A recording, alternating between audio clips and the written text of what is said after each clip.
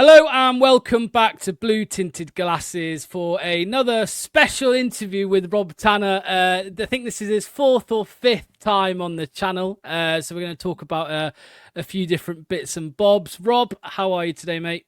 I'm good, thank you very much. Yeah, I'm enjoying the quiet before the madness begins again. Yeah, is it a bit like the calm before the storm, do you think? It kind of feels I like... imagine this is going to get a very busy summer at some point. The first couple of weeks after the end of the season, there's normally a little bit of a lull. People tend to go on holiday, and we mop up the season with internationals and stuff like that, and then things kick in, especially when you get towards the end of players' contracts. They're normally contracted to the end of June, and then the transfer window opens, and it could be very busy for Leicester, this one. Yeah, well, we'll talk a little bit about it. Kate, how are you? Nice to see you again. What's going on? Yeah, I'm good, thanks. How are you doing? All good, all good. Right, Rob, the last time we spoke, the season hadn't finished, but we had been relegated. And I think we spoke a little bit about, do we think Ruud van Nistelrooy will be here next season, all of that. Are you a little bit surprised that there has been no decision yet by the club whether he will stay or not? Not 100% surprised. You would have thought if they were going to make the change, because the only advantage of being relegated with 5 games to go is that you've got a head start on planning for your new season, because there's clarity about where you are and what market you're going to be in, and so I thought logically, if they were determined to make a managerial change, it would have come then, and they could have cracked on. Then I thought at the end of the season, if they were going to make a change, that would be logical. But and it is absolutely logical to suggest and assume that Ruud will be leaving the club, because if the chairman comes out in his programme notes for the Southampton game and says the planning for next season's already begun, and then every time he speaks to the manager goes, well, I've not spoken to anybody at the club about what the plan is for next season, it's safe to assume that they're planning without him. But the longer this goes on, it makes you wonder whether they've been assessing their options and they've decided that perhaps he is the best person to lead them next season, because he's had a bit of time to assess the squad, what's required. But having said that, nothing surprises me really with Leicester City over the years, and they might be waiting for the end of the financial year. They might be waiting for something else, somebody's contract situation to change.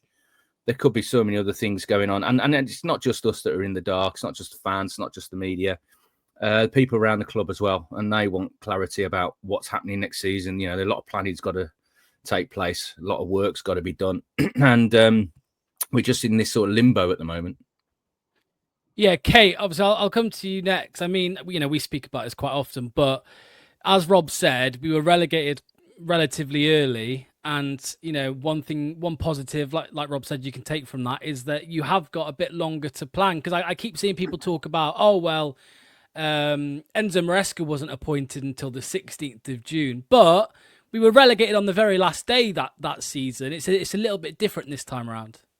Yeah, I think we knew quite early on as well that John Terry and Dean weren't going to take on the reins either. So it felt a bit different then, and it felt a bit more strategic, I guess. But this time around, yeah, with 5 games to go, having been relegated, there was just seemed to be no forethought on the pitch and off the pitch. Like on the pitch, we could have had 5 free hits in terms of team, tactics, strategy, trying youngsters, and that really didn't happen, did it? There was a few token gestures in terms of bringing Monga on and Evans.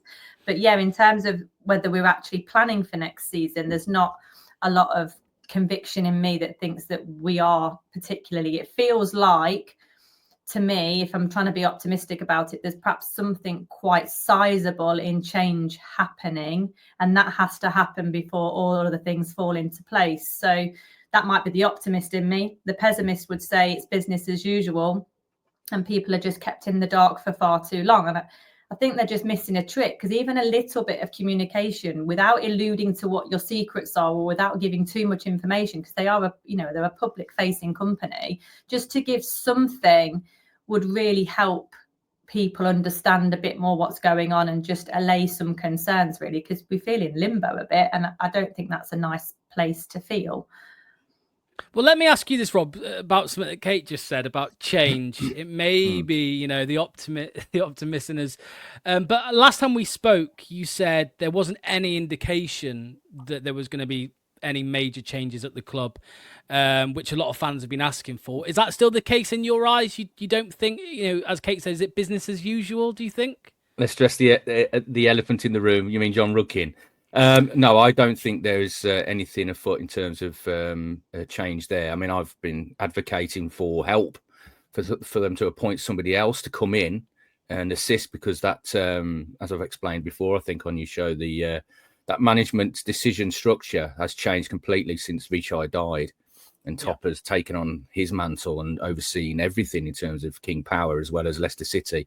And that basically just leaves John making, not making decisions, but certainly overseeing the club and then feeding back to Top, who makes the ultimate decisions. I mean, this is the thing we're talking about, Rude. There's only two people in that club that will know what the plan is in terms of managerial changes, and that'll be Top and John Rudkin. So, and no journalists that I know have got any ins with them. So, we wait for some news, but I don't think there'll be too much of a structural change, despite the protests and the discontent that we've experienced over the last 3 years. But something needs to change. And as I say, I think the best way forward is for somebody to come in and provide some assistance. I'd just love to get your opinion on this, though, Rob. Why don't you think anything? Because of the loyalty between the two. I mean, John has been very close to the family for a very, very long time. He was appointed by them as director of football in 2015-16 season. And, he was close to Vichai, but even closer to Top, because when the structure was the way it was, Vichai was obviously in Thailand, spending a lot of time overseeing the whole King Power empire. Top worked very closely with the club and forged a very strong relationship with John. So it was those two that would then feed back to Vichai, and Vichai would make the decisions. And Susan Whelan was another part of that managerial decision making. She was actively involved in a number of negotiations for transfers. So, but now, since we lost Vichai sadly, and Top has risen to his role, there isn't that conduit between him and John, just him and John. It's just that relationship. And Susan Whelan's not quite involved in the football side as much as she was, because she's overseeing the club's recovery financially from COVID, the pandemic. So you've gone from a 4-tier managerial structure to effectively 2. And that's why I say they need some help. Kate, let me come to you, because I know you're not the kind of person, Kate, to be calling for people to lose their jobs and all of this, but you know as well as anybody that there is something that needs to change, and it is hard for us to pinpoint exactly what that is when we don't know the exact job roles and who's to blame for certain things. But do you find it frustrating, Kate, that Top could still keep John Rudkin but just bring in more help, and that doesn't seem to be happening?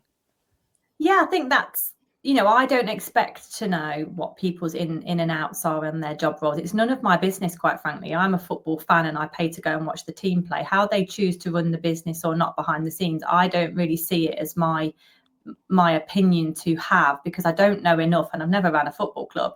However, when there's sort of mistakes that are being made and you're not communicating with your fans, to me it just feels like a change is going to be forced upon you if you're not careful, and I don't want that to happen. And I think, like I've said before on stream, with that kind of loyalty between John and Top, you can't buy it, and I would never ever encourage anybody to break it. But going on from what Rob said, I think exactly the same. I was going to say it myself. When a management structure changes so drastically and actually halves in size, and you've probably not got the strengths and attributes that you once had all contributing to the running of the club in that way, then you need to make sure that you have that skill set. And John probably still has a lot to bring to the table. His skills that were brilliant in the past are still going to be there. But you've lost a couple of people. One's tragically died and one's moved to a different part of the business. So you just need to take the emotion out of it and think, actually, I do need help, whether it's by way of different investment or appointing an individual that's paid quite handsomely to come in who has experience and can almost, perform a gap exercise to see what's going on within the club. That's what I would like to see, because continuing to do the same stuff And with PSR more scrutinous than ever, I feel the Wolves are really at the door with it. And you want to make sure that your systems and processes in the background are as robust as they can be. And I just think in any business, you've got to consistently review it year on year. And I don't think if Top's honest with himself that that's necessarily being done. But John also needs to own that and say, look, we had this before and it worked. Let's try and work back to that recipe for success and bring other people in, or whatever needs to happen. I'm never for people losing their jobs because I don't like it, and I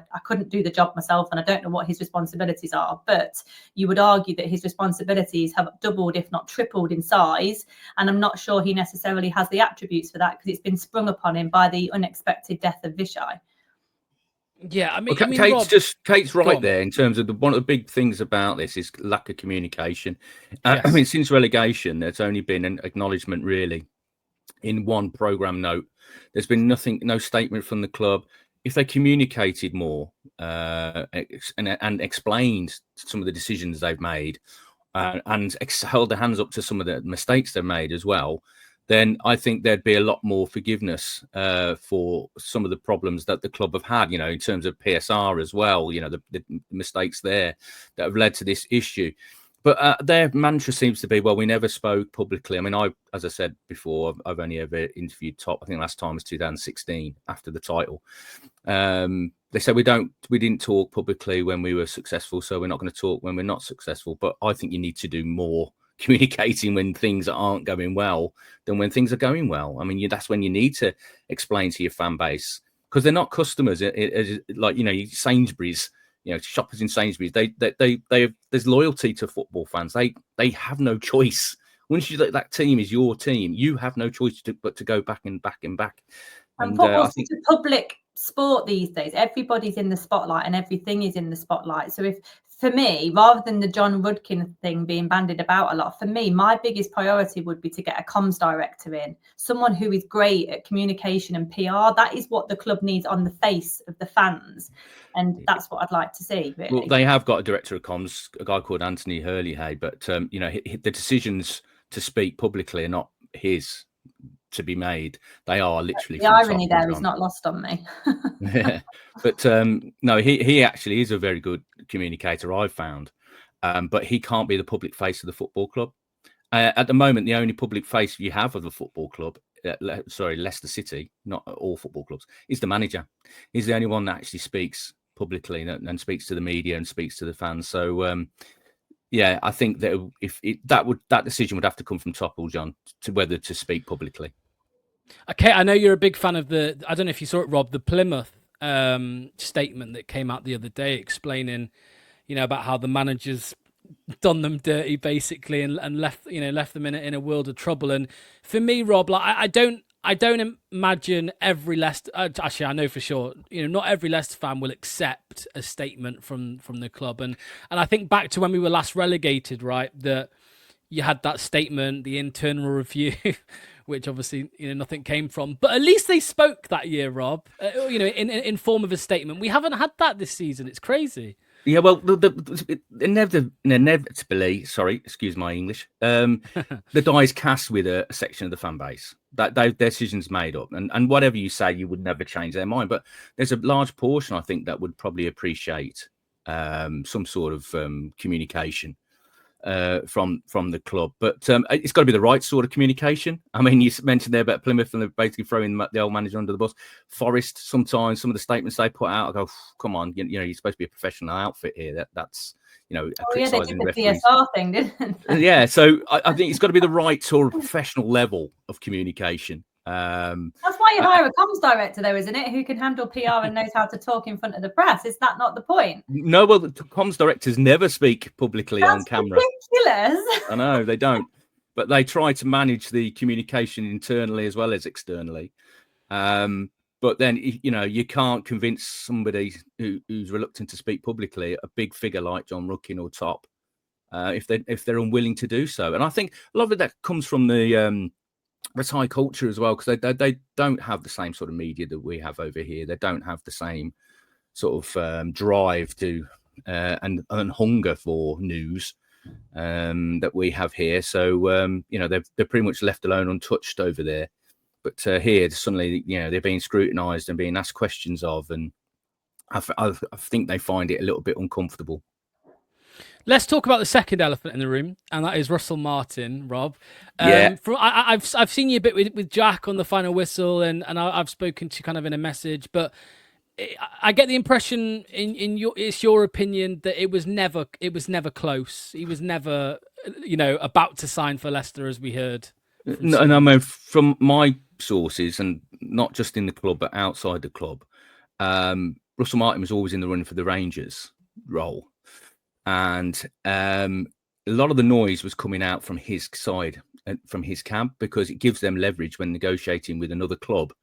If you're saying Leicester City are also interested, because it puts pressure on them to get on with it, to meet some of the demands, and they don't want to miss out if he's potentially the target they really want. So it just sort of strengthens their bargaining position. And it's a tactic that's very, very common.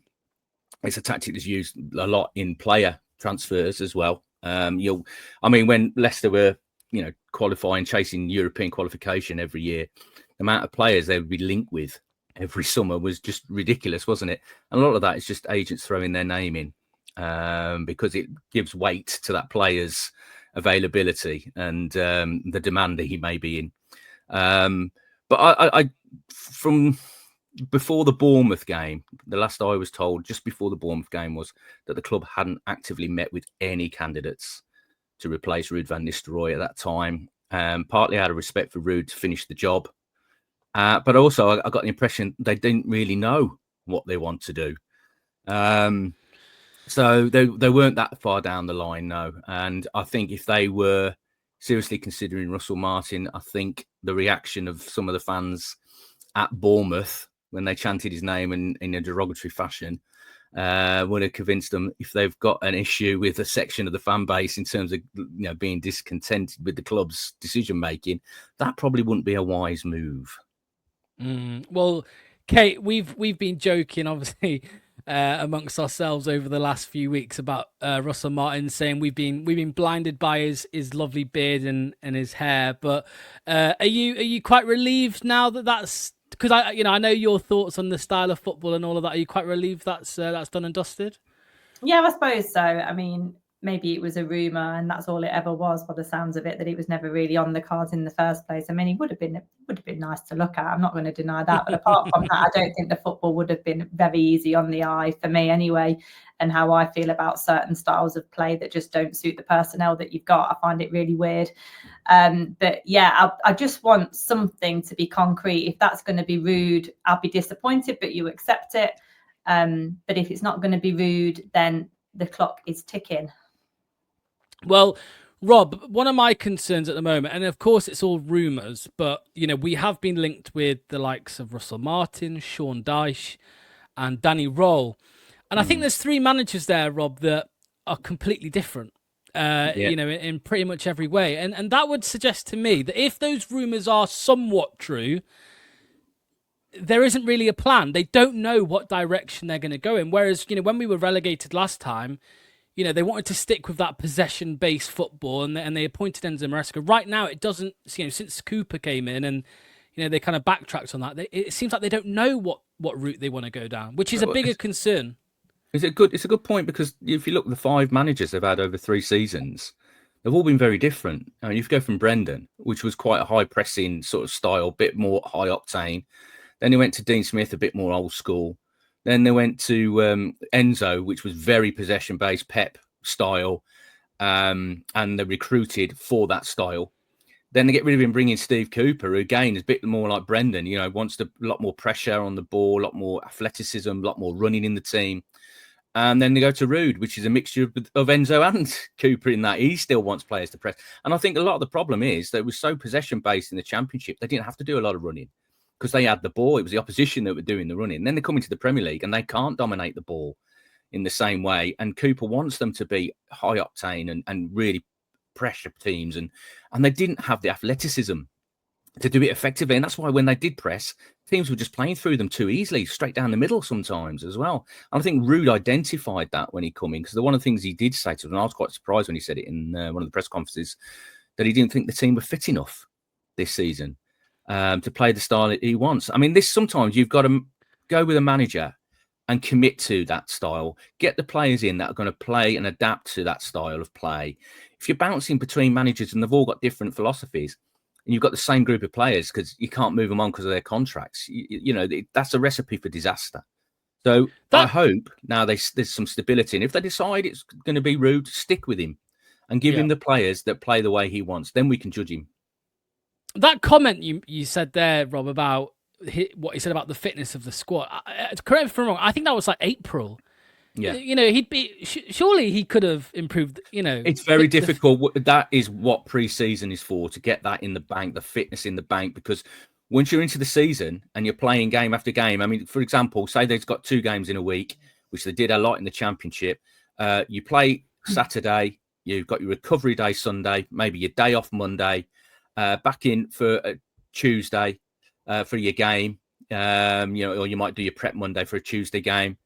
And then you got another recovery day. So there's very little work you can do once the season is up and running in terms of fitness, like really concerted work on fitness, unless the players are coming back from injury. All that needs to be, that's what pre-season's for, to get that all in the bank. Kate, I think Dean said the same thing, though, when he came in after Brendan, that he was shocked at the level of fitness. Yeah, and Brendan's side I thought they were fit and they were athletic and they could pressure. Press high up, led by Jamie Vardy, and Dean wanted him running in the trenches. That's what he wanted. Perhaps sometimes that can be used then a little bit as mitigation for perhaps your own failings. That's true. Yeah, that is true. I mean, Kate, does it concern you at all that we seem to be linked with lots of different managers who play different styles, and again, I'll say it again, it suggests to me that there isn't really a long-term plan for the club and what direction they want to go in?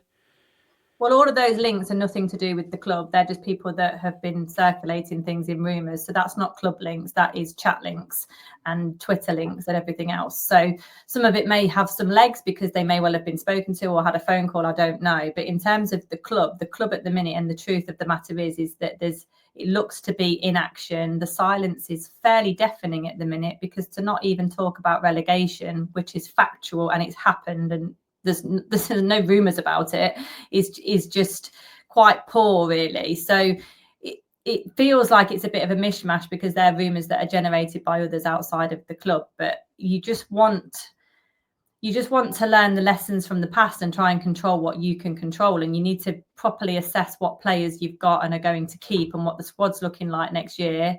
Do some kind of gap analysis in that, and then try and source the manager that you want to play the style of play with the players you've got. It's moving pieces all the time, isn't it, to try and get it all in line. So it's not easy, but that's why I would encourage them to get some help. Like, I don't know. I mean, Rob, correct me if I'm wrong. I saw something in the week that some Premier League share certificates have swapped hands recently this week. Well, it's around this time now where they will hand over their shares. And it's probably going to be to Sunderland this time as the playoff winners. So as soon as that is confirmed, they are officially an EFL club. And perhaps that's one of the watershed moments they're waiting for before they can move. Because obviously, if, say, Danny Roll, and this is one of the rumours, Danny Roll's got a clause in his contract that means so much has to be paid in compensation by a Premier League club and so much by a Championship club. If you're waiting to pay compensation for an individual and you are then, there's a discount when you're a Championship club rather than a Premier League club, perhaps they're waiting for something like that. I mean, I'm purely speculating there. But it's pretty soon that it'll be officially confirmed that Leicester City are a Championship club. And then things could start to escalate in terms of the EFL, in terms of what sort of sanctions they want to put on the club. They tried to put a business plan on the club pretty early 2 years ago. The club fought that off.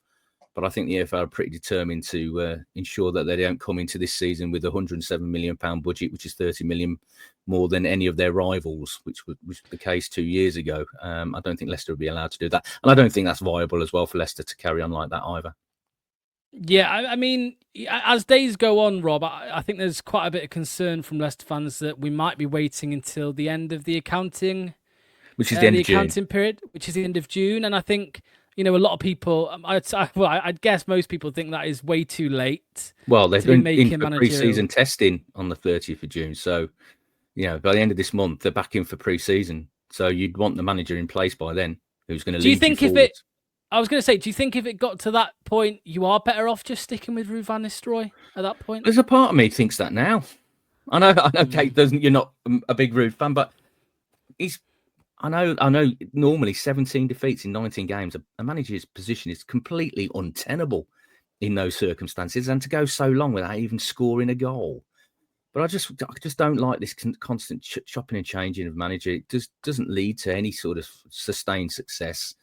And I just think he's learned so much probably in the last few months about this squad. He knows who he can rely on, who he can't rely on now. I mean, it's for the players' futures as well. This needs to be decided because look, Harry Winks and Yannick Vestergaard not even been in a matchday squad for the last few months of the season. If Ruud is going to be the manager, then you can imagine they'd want to move on. Yeah. So they want to get their future secured as well. But if a new manager comes in, it could be a fresh start for both of them. Look what happened under Enzo for Yannick. Suddenly became one of the most important players in the team. So that's so much riding on this decision. Kate, we both know each other's feelings on Ruud. I don't think either of us want him to remain in the job. But what's your thoughts on that? If it was, approaching the end of June before we could make any movement, at that point, do you think we would be better off keeping him? Maybe, yeah, like everything Rob's just said there, I totally understand. I'm never, as you know, I was never really Cooper out or Cooper in. I was just happy to go with whatever. I was just supporting the club come what may, really, rightly or wrongly. But with Ruud, I just feel more strongly about Ruud simply because of the goal drought situation. Defeats of 17 and 19, it was never going to be easy for Leicester City to stay in the Premier League. So the defeats aren't really an issue for me as such, but it was the manner of the defeats. Like when you think of the Great Escape season, we went on not a dissimilar run in terms of defeats, but we were in games, we were performing and we were scoring. And with Ruud, one of the most prolific Premier League goal scorers you'll ever see, to not be able to get a team that were scoring in most games to completely stop scoring, I just think there's a complete disconnect there. And there's an example of someone who isn't competent. There's a competency that I query with Ruud, to be honest, in the English leagues. And that's my main concern. The defeats isn't an issue, but can you actually get these teams to score? Even against Bournemouth in the last game of the season, a completely free hit of a match, he still played the same team and we still had no attacks in that 90 minutes, which is really, really depressing as a fan and as a player. Like you want to be creating chances. You don't want to be backs to the wall for 90 minutes every single game. So that's just why I feel quite strongly about Ruud, the manner of things. I think he is perhaps caught between two systems, but he doesn't do either very well. So I would prefer that we change, but I completely get the thing that this is the financial predicament we're in and why I have such a hatred of PSR, because it's making the on-pitch stuff more hard than it ever was because of the off-pitch activities. And you shouldn't be talking about a manager going into pre-season in the same sentence as an accounting period. I mean, what has football become? It's absolutely insane. We end up writing about these things more than we do write about football. And I've just seen Man United buy players when they'd already said a February warning about PSR, but they're buying players. Manchester City has spent 50 million quid yesterday, but they've got charges outstanding all the time. Like it doesn't marry up. I don't know whether we're not playing hardball enough. I don't know what it is, whether we're not taking risks in that regard, like maybe just overspend a bit to try and keep your position in the league. I don't know, but it's just becoming quite tiring, consistently thinking about the on-pitch stuff and whether it fits the off-field activity. And it's just not what football's supposed to be. Yeah, it's quite funny you said there about, is it worth overspending to try and stay up? But I think we overspent and went down, right? We did both. Well, this is the thing when I don't know, fans of other clubs say, well, Leicester cheated. Well, they didn't, because as soon as it became apparent they were in PSR territory, they stopped spending completely. Yeah. Brendan, from what I'm understanding, was saying, well, come on, let's just crack on. And if we have to take a points deduction, take a points deduction. But at least then we've got the players we want in, and that the season after, we could benefit from that. So there was that philosophy that you just say, well, these rules are just stifling aspirational clubs like us. So let's just try and crack on as best we can. And if there's punishments to be dished out, we'll have to take them.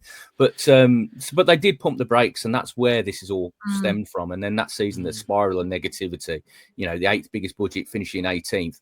It's it caused a lot of problems for them, and they're still trying to recover from it now. And because a lot of the cycle of 3 years on contracts, a lot of those players are on those sort of wages that have got you to that threshold of PSR.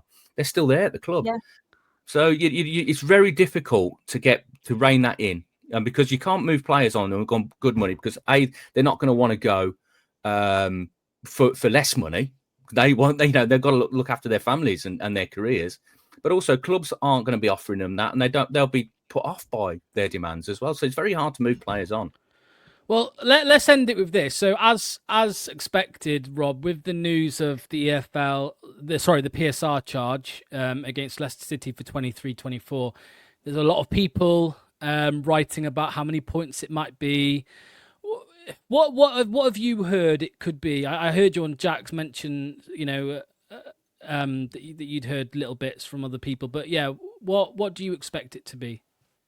Well, I expect it to be significant. Yeah, my colleague Matt Slater, who's very good at these sort of the financial aspects of football, has predicted 12 points possibly. I mean, he's gone on that basis from, Everton got 10 points for a £19.5 million breach. Leicester's breach 22-23 was estimated to be around something similar to that. So if you use that as a starting point, and then you take off the fact there's some mitigation by Everton and Forest also sort of held their hands up. Leicester haven't. Leicester have fought, and there's 3 charges because one of them is not submitting your accounts in time as well.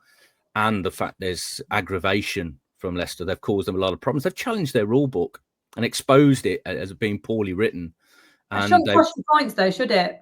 But I think that will be a starting point, and then that will get into the legal jargon. Then we'll get into court, and Nick DeMarco will have to fight the good fight again to try and. But I think that they will be hungry to put a significant punishment on Leicester City to deter other clubs. It's really weird though, isn't it, that in these kind of rules, in this kind of stipulations that are so exact, with 105 million, that's a very exact number, to then not have an exact penalty written into the rules of breaches is very suspicious for me, and I absolutely hate it. It's clear as mud, isn't it? It's clear as mud. What is the breach and what the actual punishment? If you said 105 million, which is a really specific amount of money, it's very specific, and it's never been inflation proofed, by the way. That was written in 2012, and football inflation is probably 3 times that now if you put it in real terms. But to then have a very grey area about what we can decide to punish you on, basically on the barometer of how much you've aggravated us and caused us work, which comes into the mix as well. I just find it really quite concerning. But these guys voted for it, and I don't get why. And they voted for it for another season when everybody wanted the rota system to come in, the ratio system, which that would have been more sensible in my opinion. But Premier League have voted for it for another year. Crazy, absolutely crazy. I mean, if the points deductions, Kate, just finally, if the points deductions are as significant as some people are suggesting, do you think that writes off straight back up Leicester City 2.0 this season? Do you think it will be at least 2 seasons in the Championship for us? No, I don't think it will be. I think someone said recently there was a 20-point gap, wasn't there, with Sheffield United? So it doesn't write that off at all. I would like to see that for the first time in a long time, it would galvanise a siege mentality from the squad and from the fans, actually, because I don't think we've seen that. We've seen a lot of reaction from fans about who's to blame at the club for this nonsense, whereas I'm of the opinion, like, these are stupid rules. Why are they written? Why do you come at Leicester with such ferocity rather than going after some real breakers of the rules and some people that sell hotels and women's teams to try and get by? That's what I dislike about it. And that for me would galvanise a team and galvanise me. But similarly, I'll be relieved if we get a 12-point deduction or whatever. I just want it to be over. I'm sick of talking about it. I'm sick of worrying about it. I'm sick of not knowing what our fate is. And it's flipping football. The points are on the board. They are what they are. What win, lose or draw. It shouldn't be about accounting periods, and it just needs to end. Well, Rob, I'm sure we'll get you back on again soon when we hear more news. But if you want to let people know about the latest stuff that you've got on the Athletics, so people can check that out. Yeah, obviously we've had the end of season sort of post-mortem on their articles about what's gone wrong and what could be happening in the future. I think now we're starting to look to the future in terms of who are the young players that are going to be featuring more prominently next season. I've done an interview with Casey McAteer that before the Bournemouth game. We've run that this season. I think he's going to play a prominent role. He's talked a lot in that interview about showing more fight and determination on the pitch, because that's what he's a Leicester fan and that's what Leicester fans expect from their team. So a lot more fight next season. That'll certainly go down well with the fans, I think. Brilliant stuff. We'll put a link in the description as well for people to check that out. Cheers, Rob. Thanks as always for coming on, mate. I know you do other channels as well. It's much appreciated by every Leicester fan. No, if I've got little snippets of information I can pass on to the fans, let's try and fill that void with some positive messaging. Amazing. Cheers, Kate, as well. Thanks to you for joining us. Much appreciated. And yeah, we'll see you very soon. Bye-bye.